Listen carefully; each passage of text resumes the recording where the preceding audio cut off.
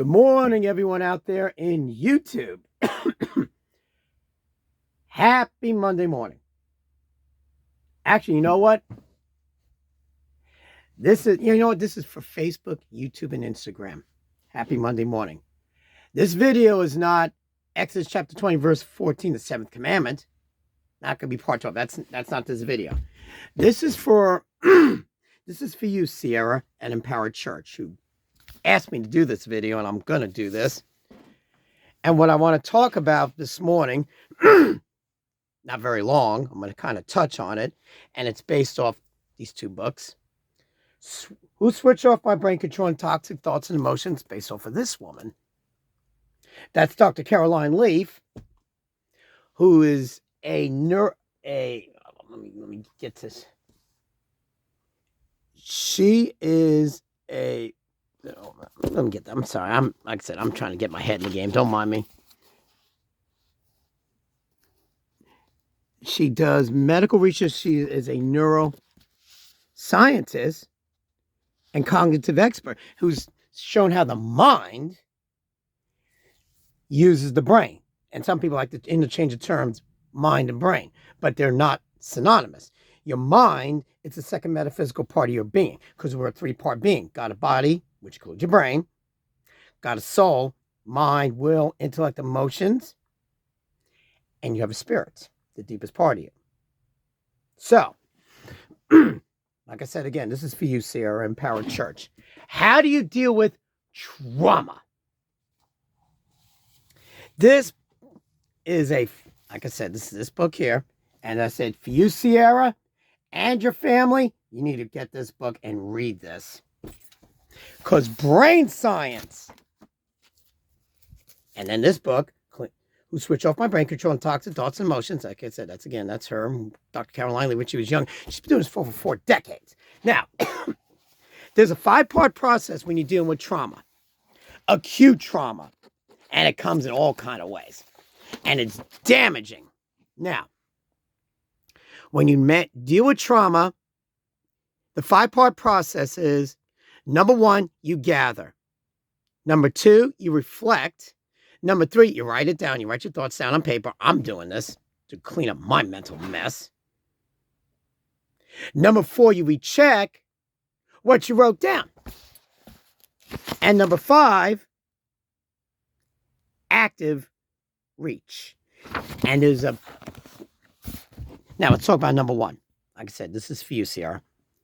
The word gather. You gather awareness of the emotional warning signals in the physical warning. Spend about 2 to 5 minutes each day doing it. You self-regulate. You're more aware of your thoughts. Multiple perspective advantage. In other words, you can step outside yourself. There's a part of your brain where you can actually step outside yourself, quote unquote, and look at yourself and look at your thoughts from that perspective. And this one I really try to implement. It's called the 30 to 90 second rule. Meaning, when you are going through and life's hitting you at your all different ends, you don't want to react because your brain is not in a prime position. It's called the 39-second rule, or the regret zone. That's what Dr. Caroline Leaf said. Wait till about a minute. But see, with trauma, it comes in through your back door. And then after 2 to 3 days, that short-term memory, it goes to your hippocampus, that's a part of your brain, and gets into your corpus callosum, which is where your memories are stored. And it takes 21 days for a short-term to become a long-term, from a short-term memory to a long-term memory. And it gets in your dendrites. And then your mind, I said again before, that second metaphysical part of your being has trillions and trillions and trillions and trillions of thoughts. From the time you were being conceived in your mother's womb. That's amazing. From the womb to the tomb. And the reason, and how do I know this? Here's how I know this. Luke chapter 16. About the rich man and Lazarus. Dives, that's traditionally they call the rich man, they called him Dives. And he's in the flames. Now, for those of you trying to say it's literal, not literal flames, If it's not literal, then it means that picture's, the late Adrian Rogers says, the picture's always weaker than the reality. So that means it's something worse. And you better take no comfort in that. Now, with that being said, and he said, please take, the rich man said, have Lazarus, still treat him like he's a stinking slave while he's over there in Abraham's bosom, paradise. Dip the tip of his finger and put it in water and cool my tongue. And Abraham said this. This is why I don't believe it's a parable, because Jesus didn't use people's actual names. He made up stories. I believe this was an actual event, a real historical event. Because Jesus did talk about true history, because history is his story. I'm going to say that again. History is his story. Now, and Abraham said, remember. Let me ask you a question. The rich man died. They gave him a proper burial. Brains rotting in the ground, becoming maggot food. How would he remember? Because he has a mind. When you die, or you go rapture, or you die, 2/3 of you leaves the bodily house.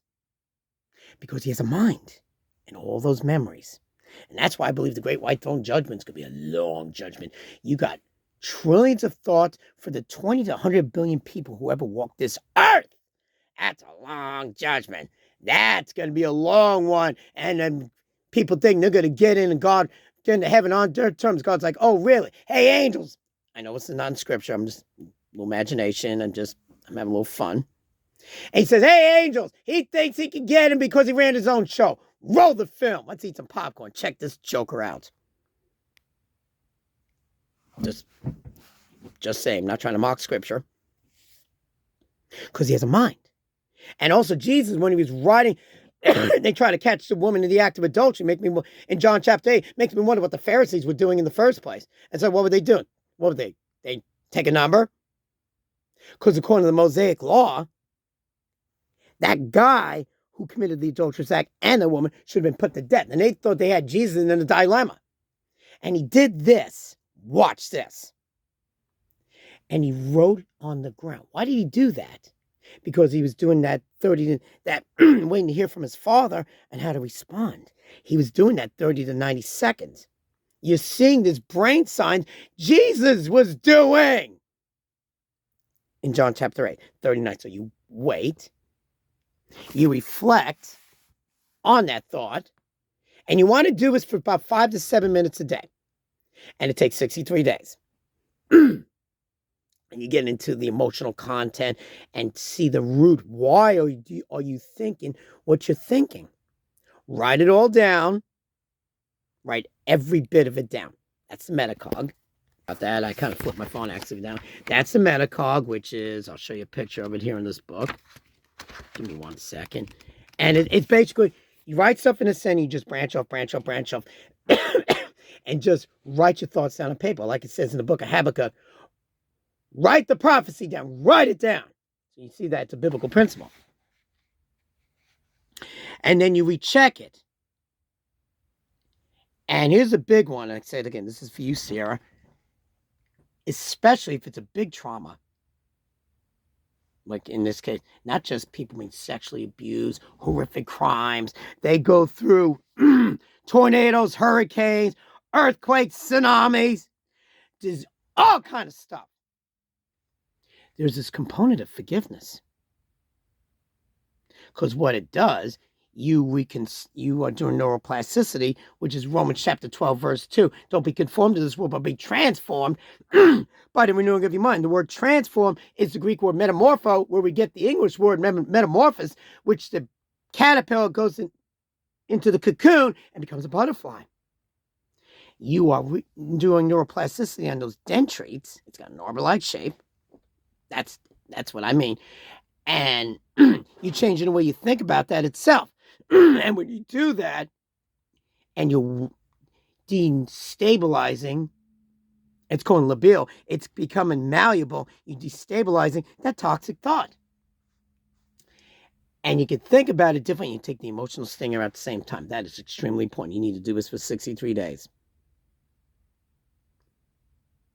Irregardless of no matter what the traumatic events that's happened in your life. That's number. And you also grow a different part of your brain called the anterior superior temporal sulcus. And it says the more we grow this area, easier it will become to manage the pain of the trauma.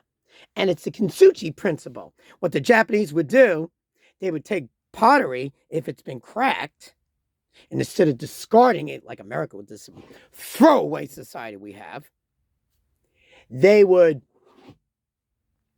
take the lacquer and they would put gold, silver, or platinum dust, and it would accentuate or highlight the beauty of the crack, the flaw, so it's actually a thing of beauty and not a thing of disregard. When you do these principles, you're doing kintsugi. You're doing kintsugi. Remember that Japanese principle. And then active reach. Say how you could talk about whatever it is, and it doesn't hurt you anymore.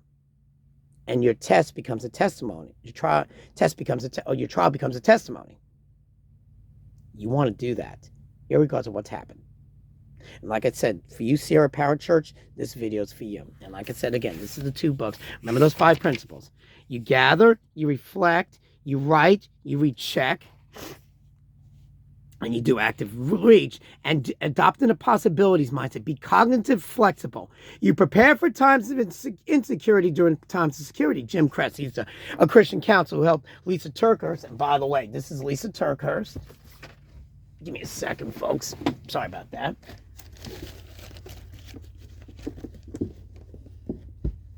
Give me 1 second, folks. Sorry about that. Here it is. I got booked. This is Forgiving What You Can't Forget. That's this woman. That's Lisa TerKeurst. She's the president of Proverbs 31 Ministry. And it says, you forgiving what you can't forget. And then this book, Good Boundaries and Goodbyes. When it's time to say, because when you deal forgiveness with person to person, that's her, Lisa TerKeurst again, you deal with a different set of dynamics versus divine and human. You need to read that. You need to apply this. And let me say this about trauma. When you forgive, the one part of this trilogy, you forgive God for perceived wrongs. God never does anything wrong. Perceived. You perceive it erroneously. You forgive others, real or imagined, or perceived. And you forgive yourself. That third part. And that's a part a lot of people leave out. And churches are not talking about this. And I'm going to dare say this, and this is for you, Sierra. This is for Empowered Church. We need to talk about it. Instead of just dancing, twirling, speaking in tongues, not against that. Didn't say that because I'm following what this book says. That's what it's all about. That's what it's all about. We need to talk about that. And like I said again, this is for you, Sierra Empowered Church. Follow those 5 principles. Like I said, gather, reflect, write, recheck, and do active reach. And another little bonus, you embrace it, you process it, you reconceptualize. I mean, you think about it in a way it doesn't hurt you anymore. That's your goal. That's always the goal. And then you do, like I said, remember the 30 to 90 second rule, multiple perspective advantage, which your brain can do that. You have a great day. Enjoy the week. I'll catch you this week about Exodus chapter 20, verse 14, the 7th commandment.